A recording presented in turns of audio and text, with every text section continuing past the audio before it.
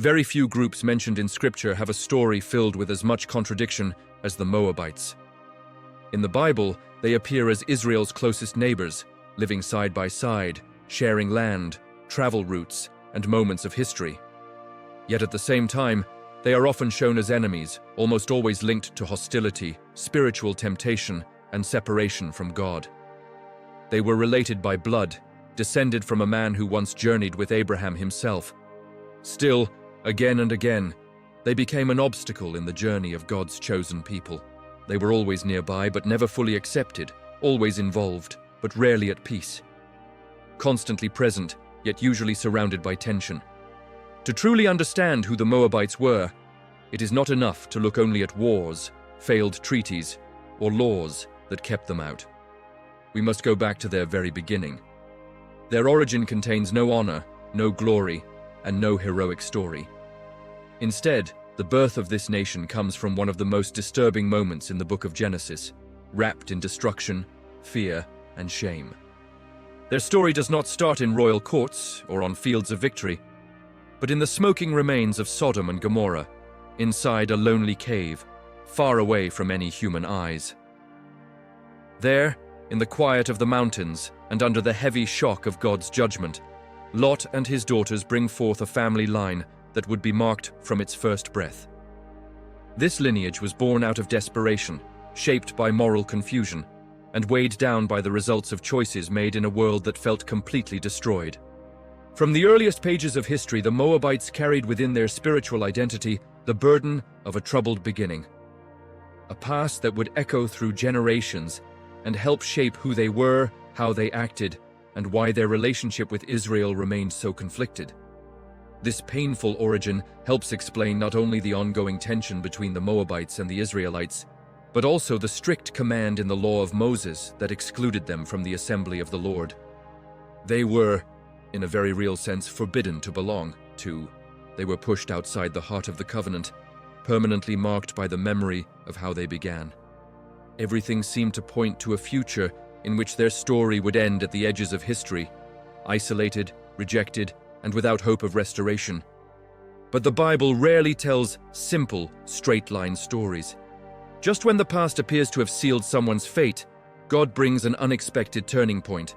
A Moabite woman, foreign, unlikely, and excluded, steps across the boundaries of rejection. She is not only accepted into Israel, she becomes essential to its story. Her name is Ruth. Against every expectation, she enters the family line of King David. Even more astonishing, she becomes part of the genealogy of Jesus Christ himself. How can this be? How does someone from a rejected people become a sign of salvation and hope? It is this surprising journey, from failure to promise, that we will explore. But before redemption came collapse. After escaping the terrifying destruction of Sodom, a city overflowing with evil and judged by fire from heaven, Lot and his 2 daughters fled to the small town of Zoar. Even there, safety felt uncertain. The scent of sulfur still seemed to hang in the air, reminding them that the disaster was not far behind.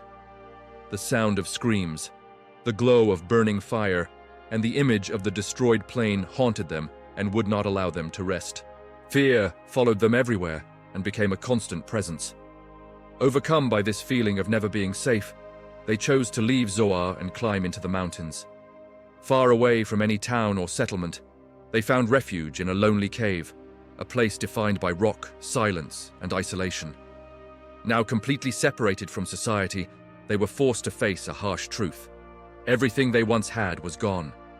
Their city was destroyed. Their belongings were lost.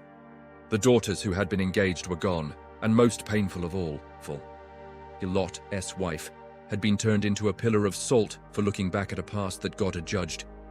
It was within this atmosphere of sorrow, shock, and loneliness that one of the most troubling events in the entire Bible took place.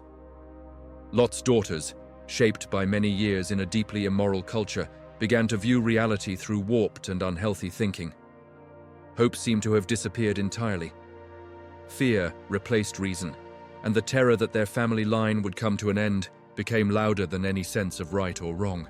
Genesis 19 reveals the thoughts of the older daughter with disturbing clarity. "Our father is old, and there is no man left on earth to come to us in the usual way. Come, let us make our father drink wine, and we will lie with him, so that we may preserve offspring from our father." In their minds, formed by a society where moral limits had collapsed, this plan appeared to be the only solution. They truly believed that the world had ended, that no men remained, that there was no future and no other choice. All that seemed to matter was preserving Lot's family line, no matter the cost. And so, on 2 nights in a row, Lot's daughters carried out the plan they had quietly formed. They gave their father wine until his judgment was completely clouded, until he lost awareness through drunkenness. Then, one after the other, they lay with him. Lot, overwhelmed by alcohol and unaware of what was truly happening, did not fully understand his actions. Yet he still became the father of children born from his own daughters. This act, hidden in darkness, was the direct outcome of fear, trauma, and the moral corruption passed down from Sodom. From this forbidden union, 2 sons were born, and their names ensured that the event would never fade from memory. Scripture records it with blunt honesty. The older daughter gave birth to a son and named him Moab. He became the father of the Moabites. The younger daughter also bore a son and named him Ben-Ami. He became the father of the Ammonites, Genesis 19:37-38. Unlike Israel, whose beginnings are tied to God's promises, the building of altars, and a sacred covenant made with Abraham, the Moabites were born out of sin, suffering, and desperation. Their story did not begin with blessing, but with disgrace. And this origin was not simply an uncomfortable detail from the past. It deeply shaped how they were viewed and how they acted throughout history. As time passed, the descendants of Moab grew in number, organized themselves, built cities, set boundaries, and formed a distinct national identity. In this way, the nation of Moab came into existence, a people marked from birth by an inherited stain, carrying a quiet memory that influenced their choices, their alliances, and their conflicts. Their presence would appear again and again in the biblical story, sometimes as a danger, sometimes as a tool in God's plan, and sometimes as the setting for unexpected moments of revelation.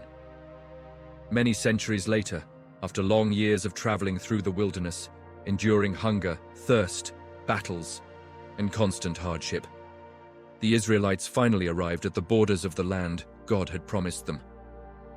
It was the moment that countless generations had been waiting for. Yet when they reached the edges of Canaan, they were met with opposition from a people who were actually related to them by blood. The Moabites did not welcome them with kindness or generosity. Instead, they reacted with fear, suspicion, and open hostility. This response was not only about self-defense, it was intentional and carefully planned. Scripture shows that the Moabites tried to destroy Israel using 2 different methods, both deadly in their own way. The first was a spiritual attack, and the second was moral temptation. The first attempt is recorded in Numbers chapters 22 through 24. Balak, the king of Moab, looked out over the enormous camp of Israel, spread across the plains like a vast, unstoppable sea of people. He was filled with terror. He knew a direct military attack would fail.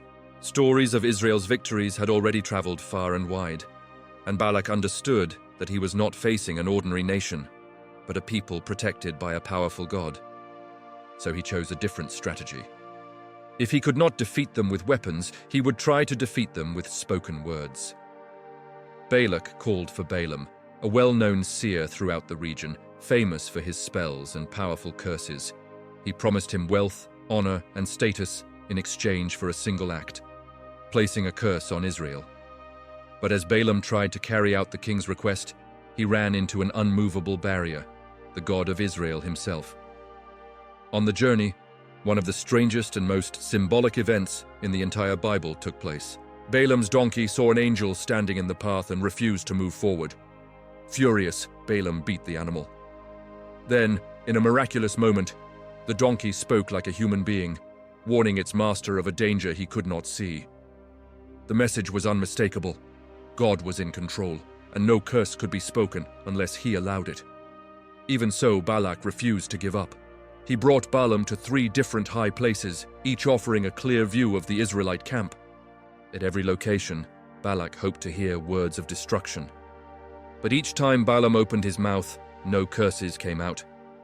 Instead, blessings flowed, prophecies of increase, victory, and God's favor upon Israel. Each failed attempt publicly humiliated the king of Moab and clearly proved that God's purposes could not be overturned. Still, the conflict was not finished. After the failure of curses, a new plan began to form, quiet, subtle, and far more dangerous than open attack. This approach would not strike Israel from the outside, but would weaken them from within. According to traditions preserved over time, Balaam himself suggested this devastating strategy to the king of Moab. If Israel could not be defeated by weapons or cursed by words, then they should be brought down through temptation. This marked the beginning of the second attack, silent, unseen, and deeply effective. Moabite women, known for their beauty and for religious practices connected to sensual worship, slowly drew near to the Israelite camp. They did not approach as obvious enemies, but as friendly hosts. They invited the Israelite men to feasts, celebrations, and religious ceremonies, presenting them as harmless cultural events. And the Israelites, worn down after years in the desert, emotionally weak and spiritually careless, gave in. Numbers chapter 25 describes this moment with sharp and unmistakable language.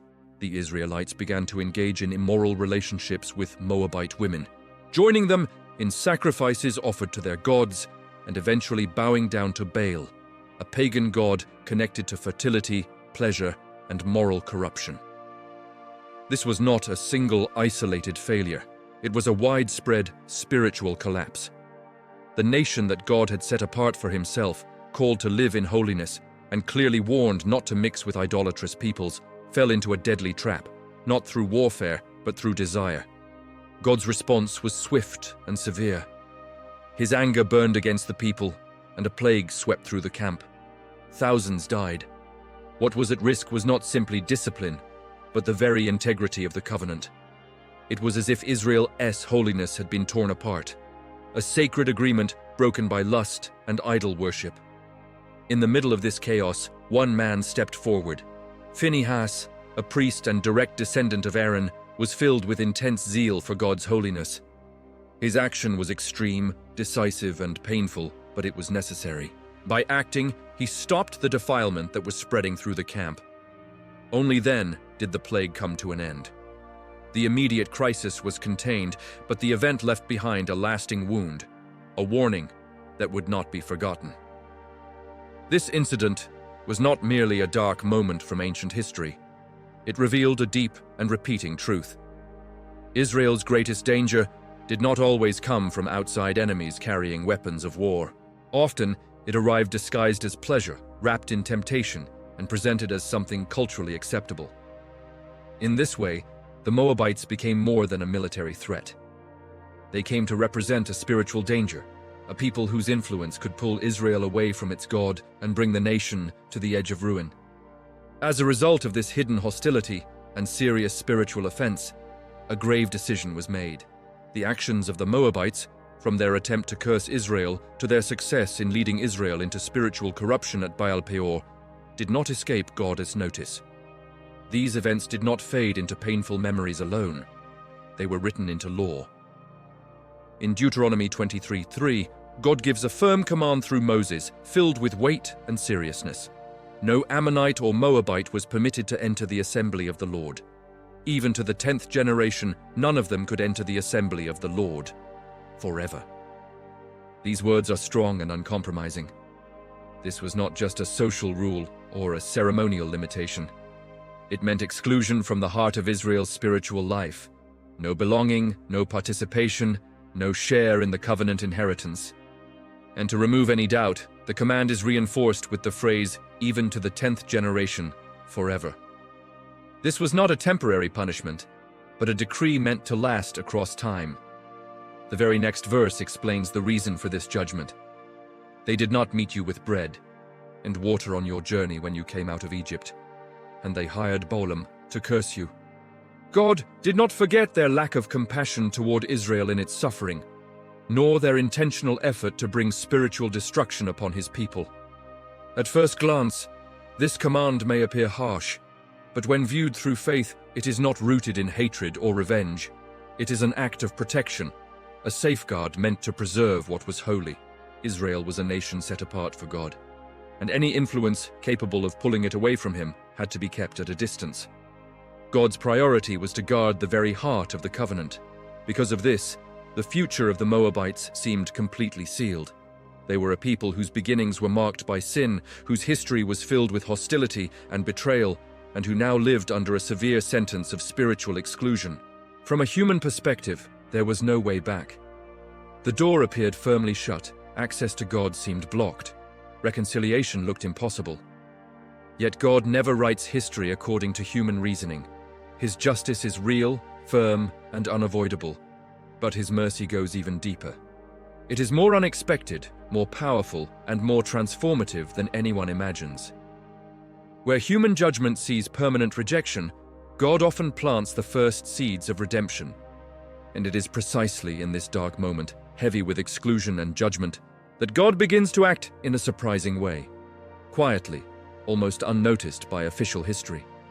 He starts to write a story that challenges decrees, breaks established patterns, and reveals the true nature of grace. A story that would grow against all expectations. For centuries later, during one of the most unstable, violent, and spiritually confused times in Israel's history, the period of the Judges, a narrative appears that directly confronts the logic of exclusion.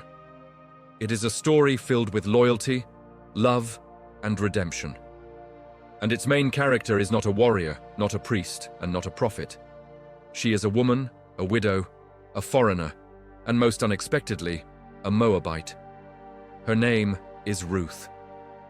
The book of Ruth opens with a striking and almost painful irony. A famine struck Bethlehem, a city whose name means house of bread. Hunger forced an Israelite family to search for survival in the very place they were never meant to go, the land of Moab, a forbidden land, a land associated with curse. The head of this family was Elimelech. Along with his wife Naomi and their 2 sons, he left in search of food. But in foreign territory, they found more than bread. They formed deep ties, made choices that could not be undone, and experienced deep sorrow. The sons married Moabite women, Orpah and Ruth. What first appeared to be a fresh beginning soon turned into a season of grief and loss. Elimelech died. Not long after that, both of the sons also died. What remained were 3 widows, 3 women without protection, without inheritance, and without any clear future. A heavy silence of grief settled over their home. Naomi, now older and broken inside, decided to return to Bethlehem. She heard that the Lord had shown mercy to his people again, that food had returned to the house of bread. Before leaving, however, Naomi did something deeply generous and selfless. She released her daughters-in-law. With words full of love and sorrow, she urged them to go back to their own families and to their own lands where they could rebuild their lives. She preferred to walk alone rather than tie them to a future filled with uncertainty. Orpah, crying, accepted this request. She hugged Naomi and returned. It was a reasonable and understandable choice. But Ruth did something unexpected. She refused to leave Naomi. She refused to go back to Moab. She refused to choose the easier path. Then, with words that have echoed across centuries and remain among the most powerful promises ever spoken, Ruth declared something that would change the course of history. In Ruth 1:16-17, we read one of the most moving passages in all of Scripture. "Do not urge me to leave you or to turn back from following you. For where you go, I will go, and where you stay, I will stay. Your people will be my people, and your God my God. Where you die, I will die, and there I will be buried." These words are more than family loyalty. They are a covenant, a complete break from the past. Ruth gives up her homeland, her cultural identity, her gods, and her sense of security. She chooses a people who, according to the law, had every reason to reject her. And she chooses a God she did not come to know through force or command, but through the quiet witness of a wounded woman named Naomi. Ruth does not simply follow her mother-in-law. She chooses to belong, she chooses to trust, she chooses to love. Without realizing it, she takes the first step in a journey that would prove that even when decisions seem final, the grace of God still finds a way, paths that are only just beginning. With this choice, Ruth the Moabite, the foreigner, the one officially excluded by the law, stepped into the community of the covenant, not by blood, but by faith. A simple, sincere, and courageous faith, one that God would not overlook. And so, two widows walked together back toward Bethlehem. One was an Israelite marked by sorrow, loss, and bitterness. The other was a Moabite driven by hope, loyalty, and trust in a God she had only just begun to know. They had no guarantees and no clear promises ahead of them. They did not know what lay ahead.